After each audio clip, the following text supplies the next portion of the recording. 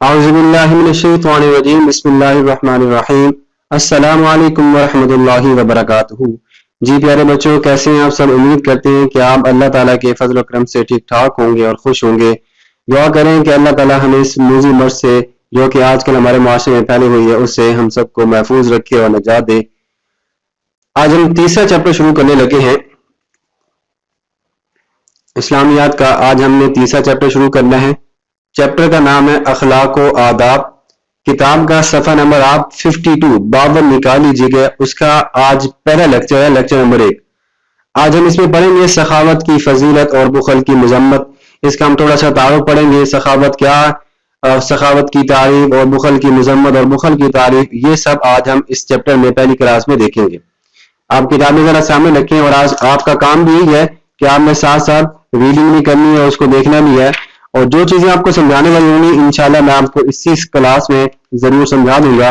مزید اگر آپ کو کسی چیز کی سمجھ نہ آئے تو آپ سوال جواب کر سکتے ہیں۔ تو کتاب کا صفحہ نمبر 52 نکال لیجیے گا۔ ہم شروع کرتے ہیں اخلاق و آداب کا پہلا سبق، سخاوت کی فضیلت اور بخل کی مذمت۔ توجہ کیجیے گا۔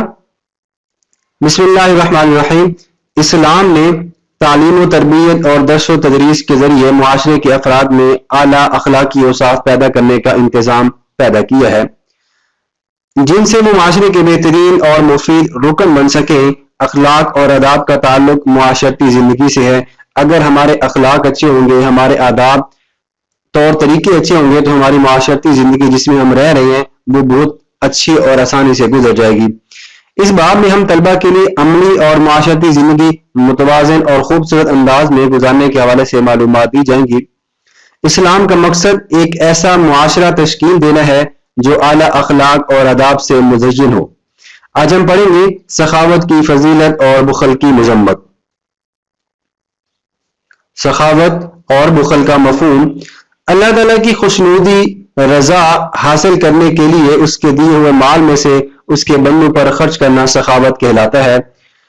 اللہ تعالیٰ نے اپنے راستے میں خرچ کرنے کی بہت زیادہ فضیلت بیان کی گئی ہے، اور یہ مومنوں کی صفات میں سے بھی ایک صفت ہے، جیسا کہ اللہ تعالیٰ نے قرآن پاک میں فرمایا الذین ينفقون فی سبیل اللہ، جو لوگ اللہ تعالیٰ کے راستے میں مال خرچ کرتی ہیں۔ اب یہاں پہ بات کی جا رہی ہے انفاق فی سبیل اللہ، کہ اللہ تعالیٰ کے راستے میں مال خرچ کرنا اس کی کیا فضیلت ہے۔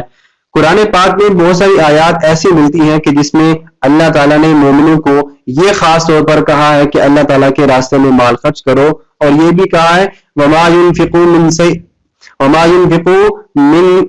مِنْ شَيْءٍ فِي سَبِيلِ اللَّهِ يُوَفَّى إِلَيْكُمْ وَأَنْتُمْ لَا تُظْلَمُونَ، اور جو کچھ بھی تم اللہ تعالیٰ کے راستے میں خرچ کرو گے تمہیں اس کا پورا پورا بدلہ دیا جائے گا، کوئی زیادتی کوئی کمی نہیں کی جائے گی۔ اگر ہم یہ سوچتے ہیں، یہ کہتے ہیں کہ اگر ہم اللہ تعالیٰ کے راستے میں مال خرچ کریں گے تو ہمارے مال میں کمی ہو جائے گی، تو سراسر غلط سوچتے ہیں، کہتے ہیں۔ اس لیے کہ جب اللہ تعالیٰ نے قرآن پاک میں بابرکت لاریب کتاب میں، ایسی کتاب جس میں کوئی شک نہیں، اس میں یہ فرما دیا کہ اگر ہم اللہ تعالیٰ کے راستے میں مال خرچ کریں گے تو اللہ تعالیٰ اس کو بڑھا چڑھا کر ہمیں اس کا دگنا اجر ادا کریں گے۔ اور قرآن پاک میں اللہ تعالیٰ نے ایک مقام پر یہ بھی فرمایا ہے کہ اگر ہم اللہ تعالیٰ کے راستے میں ایک پیسہ یوں سمجھ لیں کہ ایک چیز خرچ کرتی ہیں تو بدلے میں ہمیں 10 گنا سے بڑھ کر 700 گنا تک اللہ تعالیٰ اس کا ثواب اور اس کا بدلہ جو ہے وہ عطا کرتے ہیں۔ مثلا فقراء اور مساکین کو کھانا کھلانا، خرچ آپ کہاں کہاں پہ کر سکتے ہیں مال، یہ وہ چیزیں بتائی جا رہی ہیں۔ فقراء اور مساکین کو کھانا کھلانا جو کہ مسکین ہوتے ہیں، جن کے پاس ضروریات زندگی گزارنے کے لیے محتاجی ہوتی ہے، ان کے پاس وسائل نہیں ہوتے۔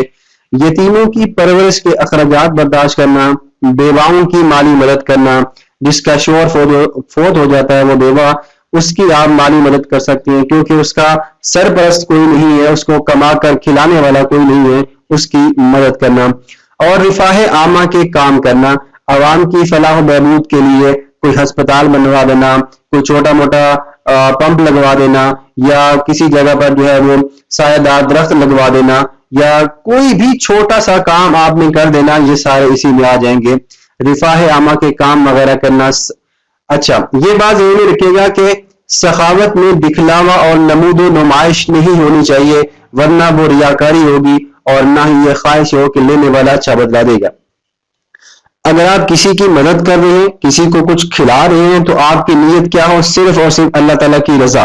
اگر آپ اللہ کی رضا کو حاصل کرنے کے لیے سب کر رہے ہیں تو پھر آپ کو ثواب ہوگا. اگر آپ کی نیت یہ ہے کہ لوگ مجھے مالدار کہیں، لوگ مجھے سخی کہیں، سخاوت والا کہیں، تو آپ کی یہ ریاکاری ہو جائے گی. دکھلاوے کے لیے آپ کوئی نیکی کا کام نہیں کر سکتے. اگر آپ ایسا کریں گے تو وہ نیکی نہیں رہتی، اس کا ثواب ختم ہو جاتا ہے. جیسا کہ آپ کو بتایا کہ حدیث مبارکہ میں آتا ہے کہ اللہ کے رسول صلی اللہ علیہ وسلم نے فرمایا کہ قیامت کے دن 3 لوگ ایسے ہوں گے کہ جن کو سب سے پہلے جہنم میں ڈالا جائے گا. اس میں سے ایک وہ انسان ہوگا جو کہ بہت زیادہ مالدار ہوگا. اب سوچنے والی بات ہے کہ مالدار انسان جو کہ اللہ تعالیٰ کے راستے میں مال خرچ کرتا ہے وہ کیسے جہنم میں جائے گا؟ تو اس کی وجہ یہ ہے کہ وہ ایسا مالدار انسان ہوگا کہ جو مال اس وجہ سے خرچ کرتا تھا کہ لوگ مجھے مالدار کہیں، لوگ میری تعریف کریں، لوگ مجھے سخی کہیں. تو اللہ تعالیٰ فرمائے گا کہ تمہیں اگر یہ خواہش تھی تو میں نے یہ تمہاری خواہش دنیا میں ہی پوری کر دی تھی. اب یہاں پہ دنیا میں آخرت میں جو ہے وہ تمہارے لیے کوئی صلہ نہیں ہے، کوئی اجر نہیں ہے. اس لیے فرشتوں کو حکم دیا جائے گا کہ اس کو اٹھا کر جہنم میں ڈال دیجئے. اب دوبارہ اس بات کو سمجھیے گا کہ اگر آپ اللہ تعالیٰ کے راستے میں مال خرچ کر رہے ہیں تو حدیث مبارکہ میں آتا ہے کہ آپ دائیں ہاتھ سے خرچ کریں تو بائیں ہاتھ کو بھی پتہ نہیں چلنا چاہیے. اتنی سادگی اور اتنا چھپا کر آپ جو ہے وہ اللہ تعالیٰ کے راستے میں مال خرچ کریں تاکہ آپ کو ثواب ملتا رہے. ٹھیک ہو گیا؟ سمجھ آ گئی ہوگی. اب ہم آگے پڑھتے ہیں. آگے ہے بخل سے مراد. بخل سے مراد کیا ہے؟ انسان دولت رکھتے ہوئے بھی نہ تو اپنی جائز ضروریات مثلا خوراک، علاج اور سفر وغیرہ پر مناسب طریقے سے خرچ کرے اور نہ دوسرے ضرورت مندوں پر خرچ کرے، بلکہ دولت جمع کرنے کی دھن میں لگا رہے. ایسے شخص کو اللہ تعالیٰ نے سخت ناپسند کیا ہے. اب سخاوت کرنے والے کو سخی اور بخل کرنے والے کو بخیل کہتے ہیں. تو بخل سے مراد آپ نے یہاں پہ پڑھ تو لیا، لیکن میں آپ کو تھوڑا سا سمجھا دیتا ہوں. ایک ہوتا ہے بخل کرنا اور ایک ہوتا ہے کنجوسی کرنا. سخاوت وہ ہوتا ہے کہ آپ بڑھ چڑھ کر اللہ تعالیٰ کے راستے پہ خرچ کریں، اپنی گھریلو زندگیات پر، بیوی بچوں پر، اپنے ماں باپ پر خرچ کریں. لیکن بخل یہ ہوتا ہے کہ آپ نے جو آپ کی جائز ضروریات ہیں ان پر بھی آپ خرچ نہ کریں. انسان کنجوسی کی انتہا کر دے. قرآن پاک میں اللہ تعالیٰ نے یہاں فرمایا کہ اسراف نہیں کرنا، مطلب فضول خرچی نہیں کرنی آپ نے. لیکن فضول خرچی نہیں کرنی، وہاں پر اللہ نے یہ بھی فرما دیا کہ نہ ہی اسراف کرو، حد سے نہ بڑھو، اور نہ ہی کنجوسی کرو، بخل بھی نہیں کرنا. اگر اسراف نہیں کرنا تو بخل بھی نہیں کرنا. نہ زیادہ خرچ کرنا ہے نہ ہی کم خرچ کرنا ہے، بلکہ اعتدال کے ساتھ رہنا ہے، اعتدال کے ساتھ زندگی گزارنی ہے اور خرچ کرنا ہے. اب دیکھیں یہ بخل انسان وہ ہوگا، یہ انسان نہ تو اپنی خوراک کے لیے کوئی چیز استعمال کرتا ہے نہ خرچ کرتا ہے، علاج وغیرہ. یہ تو وہ چیزیں ہیں جو کہ ضروریات زندگی کے شامل میں ہیں، ضروریات زندگی کا حصہ ہیں، پھر بھی وہ ان پر خرچ نہیں کرتا.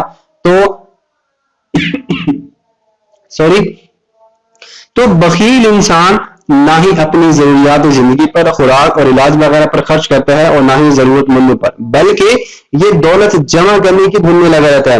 اور ایسے لوگوں کے بارے میں اللہ تعالیٰ نے قرآن پاک میں صریحاً یہ فرما دی ہے، الذین ينفقون فی سبیل اللہ، جو لوگ اللہ تعالیٰ کے راستے میں مال خرچ کرتے ہیں. آگے اللہ نے فرمایا کہ کچھ لوگ ایسے ہوتے ہیں ولا یکنزون الذهب والفضة، اور وہ چاندی اور سونے کو جو ہے وہ جوڑ کر رکھتے ہیں، گن کر رکھتے ہیں، اور وہ اسے ولا ينفقون، وہ نہیں خرچ کرتے اسے فی سبیل اللہ، اللہ تعالیٰ کے راستے میں.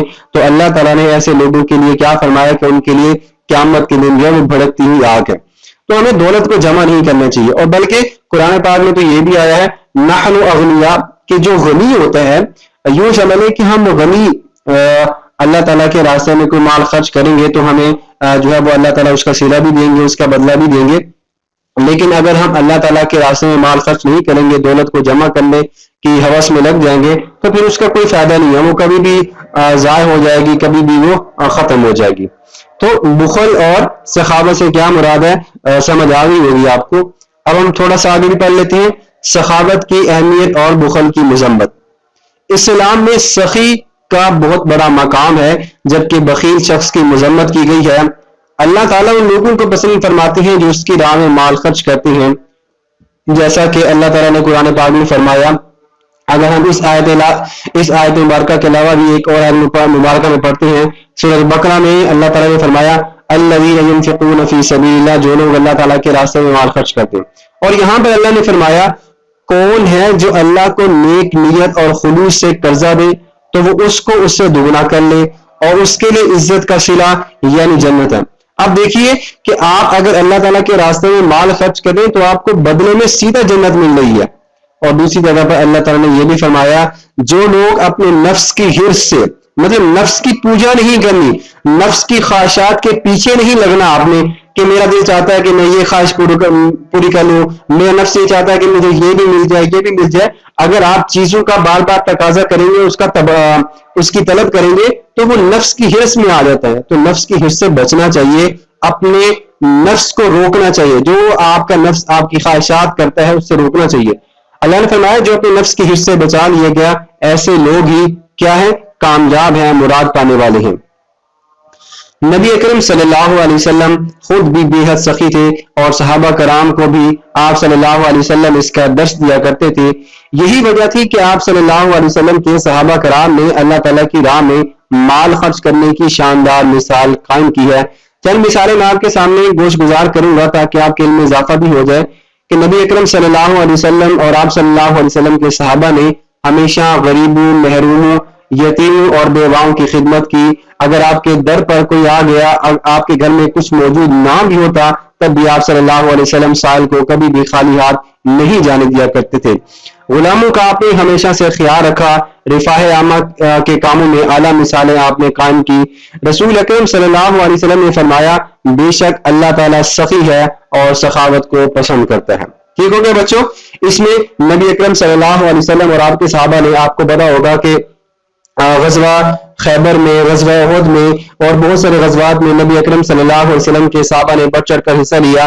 اسی طرح 6 کلاس میں آپ نے یہ بھی پڑھا تھا کہ ایک مرتبہ ایک صحابی کے گھر میں گوشت آ جاتا ہے تو وہ اس کو کیسے جو ہے وہ آگے سے آگے جو ہے وہ تقسیم کر دیتا ہے۔ قرآن پاک میں اللہ تعالیٰ نے یہی فرمایا ہے کہ مال کو خرچ کرنا، ایک جگہ پر جمع نہیں کرنا، دولت کو جمع نہیں کرنا اور اس کو جمع کرنے کی حوث میں بھی نہیں لگنا۔ مال کو آپ خرچ کریں گے تو سخی کہلائیں گے، اس کا فائدہ بھی ہوگا، اس کا ثواب بھی ہوگا۔ ایک چھوٹا سا واقعہ آپ کو سنا کر سبق کو اختتام پر لے کے جاتے ہیں۔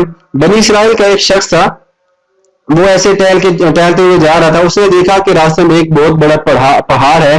اس نے نیت کی کہ اگر یہ پہاڑ جو ہے وہ سونے کا ہوتا، یہ پتھر سونے کا ہوتا تو میں اسے اللہ تعالیٰ کے راستے میں خرچ کر دیتا۔ اب اس نے صرف نیت کی تھی اور نیت کے بدلے میں اللہ تعالیٰ نے اس کو اس پہاڑ یا پتھر کے برابر صدقہ کرنے کے برابر جو اس کو ثواب مل گیا۔ اب دیکھیں اگر ہم دل میں کچھ سوچے بھی کہ ہم اللہ تعالیٰ کے راستے میں کوئی چیز خرچ کریں گے تو فوراً ہی اللہ تعالیٰ ہمیں اس کا اجر اور اس کا ثواب بھی عطا کر دیتے ہیں۔ تو آج کی کلاس یہیں تک ہے۔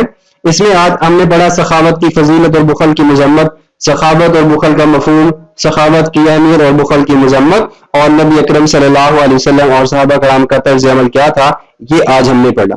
اگلی کلاس میں ہم اس سے آگے ریڈنگ پڑھیں گے اور باقیہ جو سبق ہمارا بچ گیا ہے اس کو تفصیل کے ساتھ ڈسکس کریں گے، دیکھیں گے۔